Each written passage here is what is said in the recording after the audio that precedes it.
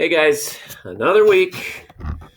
Hope things are going well for you. I got my Booktal gear on. I got my Booktal shorts. You can, let me see. Yeah, there's my Booktal Griffin shorts. Okay, I got my Booktal shirt on. Today is Booktal, I guess, Spirit Day for Student Council, for Spirit Week. Okay, so tomorrow's pajama day. I'm looking forward to that. Just stay in my pajamas all day.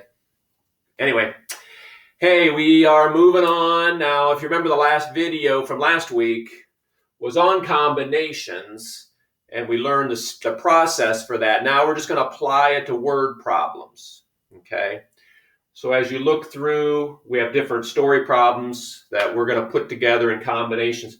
Remember, guys, combinations use the letter C. Remember that? Permutations, which we did earlier, use the letter P, which makes sense with the letter P, permutations. And remember the difference here, remember this is where when you're choosing the items, the order doesn't matter. So let's look at this first example.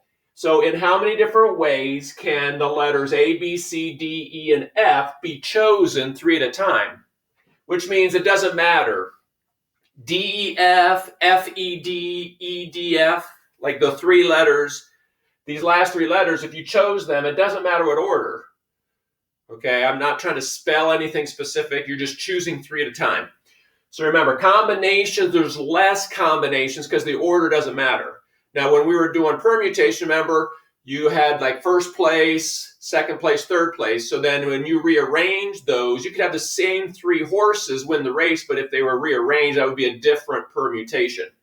Or when you had people running for president, vice president, secretary, treasurer, well, the order matters because it matters what position they got. Okay, but again, combinations, the order doesn't matter. Like I'm just choosing 3 letters. It doesn't matter what order they come in. But anyway, how many letters we got? 1, 2, 3, 4, 5, 6. So remember that number goes first. Okay, and then we're choosing 3 at a time. Okay, now if you remember from last week, the top is what you're choosing from, the factorial. The bottom is these 2 numbers subtracted times that smaller number factorial. Now this one comes out a little weird, but that's okay. Because 6 minus 3 gives you 3. Now, guys, you can't like put 3 to 3 together and get 6 and match the top. That doesn't make any sense. I mean, you can't do that. Now, remember, these are both 3s. Remember what before our last week, whatever one was biggest, we canceled. But since they're both the same, it really doesn't matter. So remember, we're going to go 6, bring 6 down, 6, 5, 4. And then when I get to 3 factorial, I can stop because I've got 3 factorial on the bottom. See that? Now remember, got a little frog in my throat. First time, this is obviously Monday, first time getting my throat going. Anyway, so this 3 factorial can cross out with a 3 factorial on the bottom, but you can't cross out both of those. I mean, if you're crossing out 1 here, you can only cross off 1 here. You can't cross off both. So what we have then left in the top is the 6, 5, and 4. And then now the bottom, this 3 factorial that's left has to stay. Okay?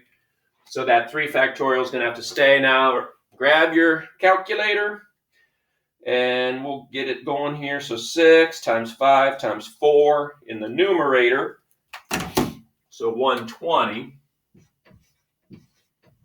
Now we can do this one. I had 3 times 2, 6. 6 times 1 is 6. Okay, 120. Well, we can do that in our head too. 120 divided by 6. Really, 6 goes into 12. If I think of just 12, 6 into 12 2 times. And then that 0 is still there. Okay, there's my answer. There's 20 different ways that I could grab these letters if I was grabbing them in groups of 3. And again, that's really not that 20 combinations. That's not really that many because, again, the order doesn't matter. It doesn't matter what order you grab them in. Okay, now here's one that we can all kind of relate to. I mean, you might not have played poker much, okay, but everybody is pretty familiar with playing cards. I mean, obviously, some of the guys in the bathroom are sneaking playing cards all the time, trying to play some games. I'm trying to think what games they try to play for money, but anyway. Now, poker is obviously for money as well. Now, in poker, you give out 5 cards. So you hand out 5 cards, the person looks at it. Okay, we know that a deck of cards has 52 cards in it. So a deck of cards has 52. So how many possible, how many different possible hands could you deal out of 52 cards? And again, the order doesn't matter. I mean, if I have 5 cards, it doesn't matter if I rearrange them. It's just how many different sets of 5 cards could I get? Now, 52 is pretty big. This is actually a pretty big answer, but let's do the math here. So combination, we're taking 52 cards, 5 at a time. See that? 52 cards, 5 at a time. Okay? So again, the top is 52 factorial. Okay, the bottom is 52 minus 5 factorial, and then 5 factorial. See that? Now again, this looks super big, but it's not as bad as it looks because, okay, the top is actually, okay, I'm just going to keep that for now. And the bottom, 52 minus 5 is 47 factorial, and then 5 factorial. Okay, does everybody see that? So the 52 minus 5 factorial gives me 47, and I still have that 5. Obviously, 47 is the big number. So 52, 51, 50, 49, 48, 47 factorial. Okay, I'm kind of getting a little tight. I should have probably moved down here. So what I'm doing, I'm going out 52 out. 52, 51, 50, 49, 48, 47. I'm stopping at 47 because remember, I got a 47 down here. And then I've got that 5 factorial. See that? So the 47 can cross off that 47. Okay?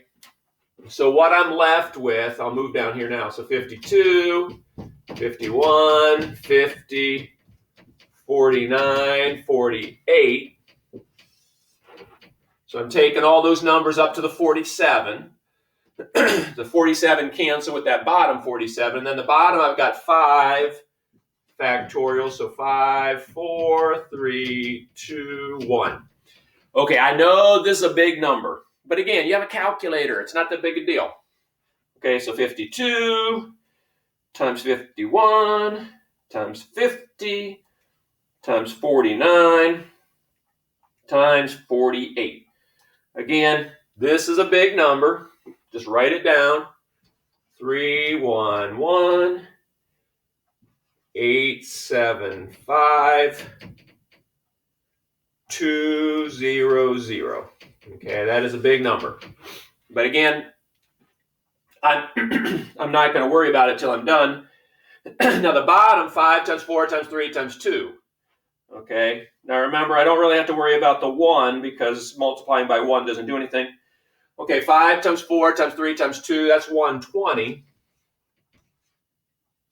Okay, now I just got to carefully type that big number back in, 311 875 200 divided by 120. Boom. Okay. So there are 2,598,960, which, again, think about it. I mean, you got a whole deck of cards. What we're saying is how many different ways could you get a hand of 5 cards? How many different ways could you have 5 cards? Again, the order doesn't matter. If the order mattered, this would be huge. I mean, even bigger. But there's 2,598,960 different ways that you could be dealt a hand of poker if you had 5 cards at a time from a deck of 52. Okay, so again, I'm not giving you one that big for your homework. Okay, it's going to be kind of big. But this is actually pretty interesting because I think everybody can relate to this. Okay, so take a look here. We know that area codes are 3 numbers. Now, guys, something interesting. When I was growing up, there was only one area code for all of Northeast Ohio. Everybody had the 216 area code. And then after a while, population grew, I guess, and then they added 330. So actually 330 was not an area code when I was first growing up. Now with cell phones as well as businesses and stuff, now, we've got the 234 area code. There's other area codes.